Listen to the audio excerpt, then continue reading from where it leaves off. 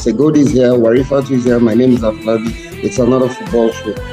Okay, in a game in which Real Madrid, Barcelona had to score 3 goals, Yamal proved why he's on the same level as Maradona and Messi. This is what I mean.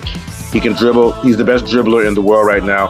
He requires 3 men onto him, and his passing ability is fantastic. He can place the ball wherever he wants, passing and also shooting. The passing that he made, he almost had 2 assists in that game if it wasn't for poor finishing and scoring. And the last thing that makes him on the same level as Zidane or Maradona or Messi, even more than Messi, is that he does well in games where you have to win, where your back is against the wall. He's not afraid. Even after they gave up a goal and were down, he didn't even flinch. He didn't shout at the referee or anything. He said, let's go.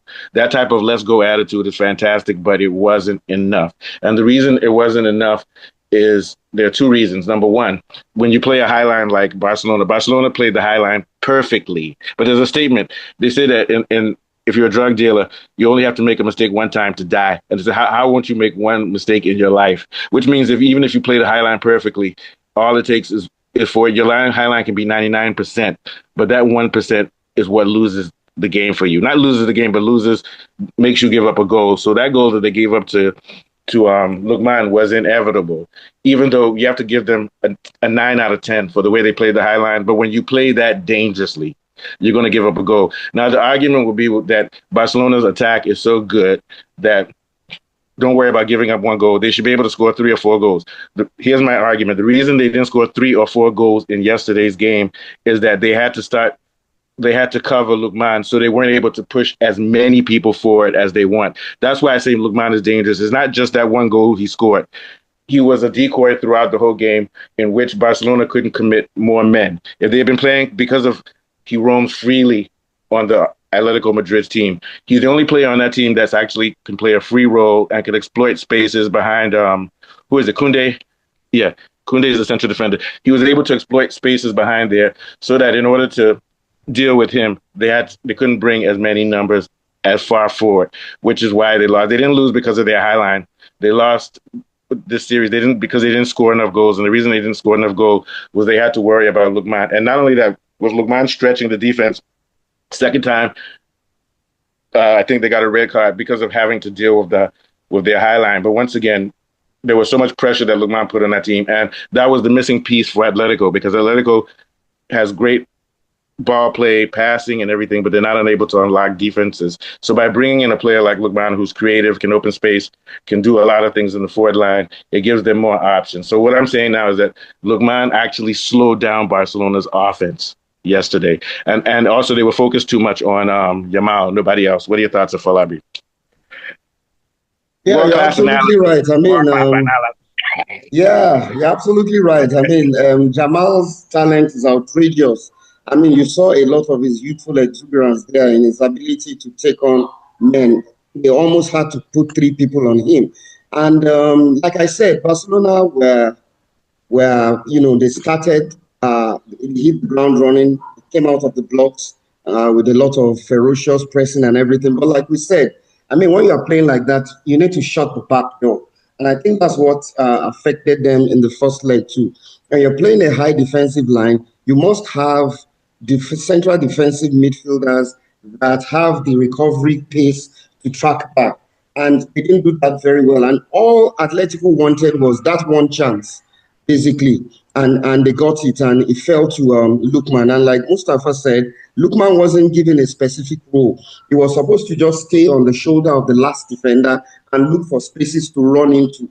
They knew that 1 time or the other, he would get the through ball, and with his pace and his trickery, he would exploit that high line. So I think with this, the Barcelona coach, Hansi Flick, would have to make his approach a little bit more nuanced and not gung-ho. But I feel, in my own opinion, the loss of Rafinha over the 2 legs was monumental. He's by far their most industrious, defensively and offensively. They lost a very good player in those 2 legs. Had he played, it would have been a different.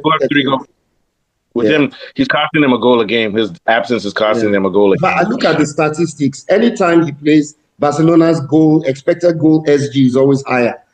So because defensively, he would run back, he would track back. Offensively, too, is a handful. But he didn't play 2 legs, and really did. It affected them. Then I want to talk about Barcelona's discipline too.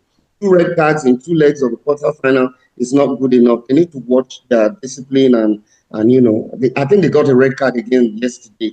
In the first leg too, they had a red card. So those are the areas where they really need. I mean, these decisions, subtle as they are, it can affect you at that very high level of the quarterfinals of the Champions League.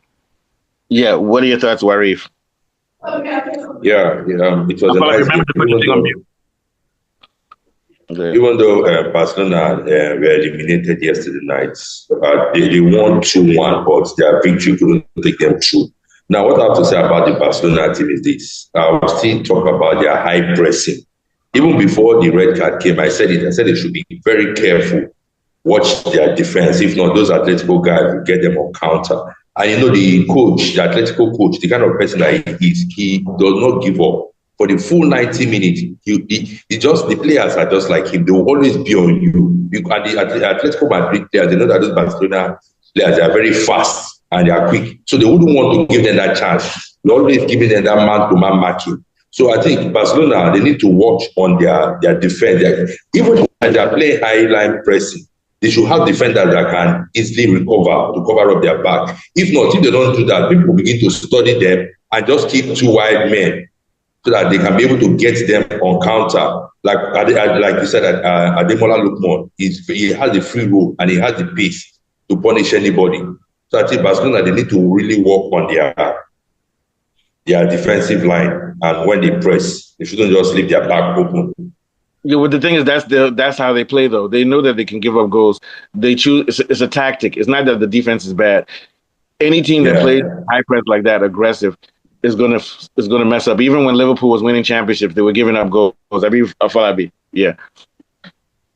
Yes, they were. Yes, they were giving up goals.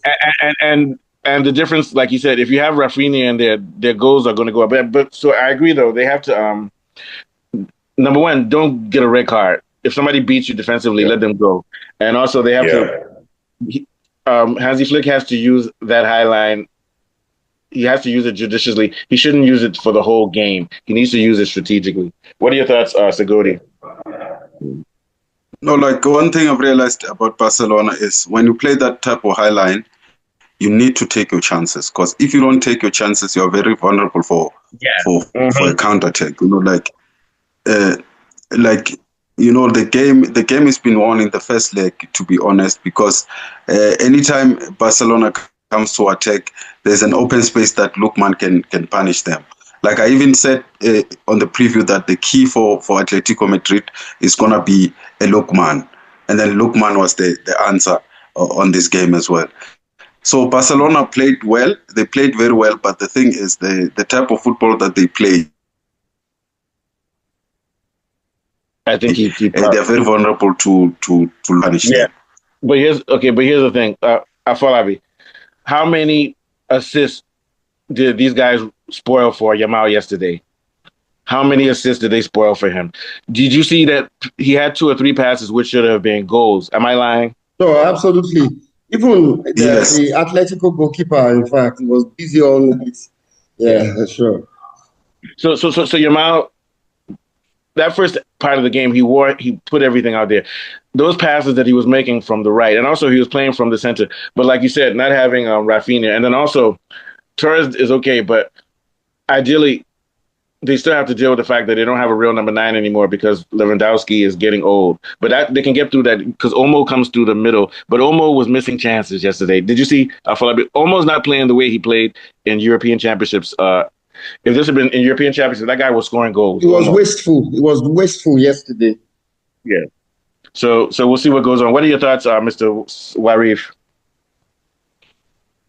Well, what I have to say is that I think Barca, they need to go back and look for a proper number 9 because Lewandowski, to me, is finished. He's just there trying to use his experience to impose on the team. So if they can work on getting a proper number 9 to take over from Lewandowski, I think Barca, they will be on top. That, to me, that's the only lapses I see in the team. Can you imagine if Kane played for Barca?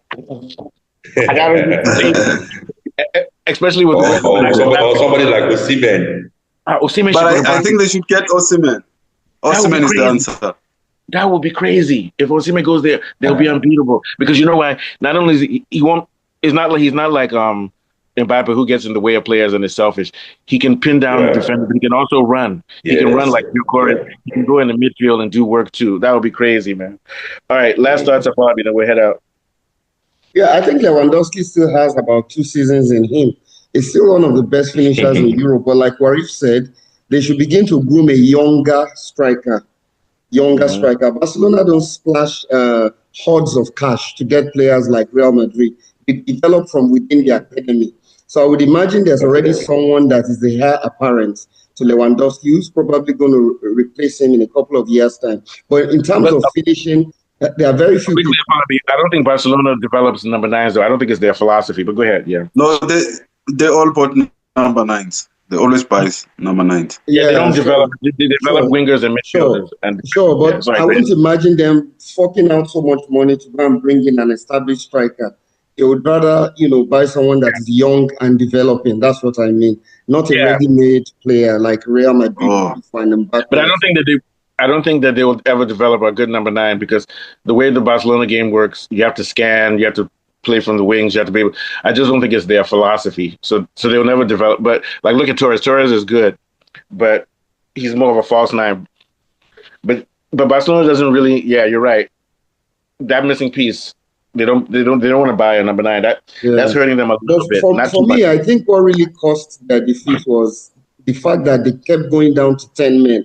Had they finished those games with 11 men, even with the high line, I think they had just enough to win those games. But when you go down to 10 men, it's a big problem.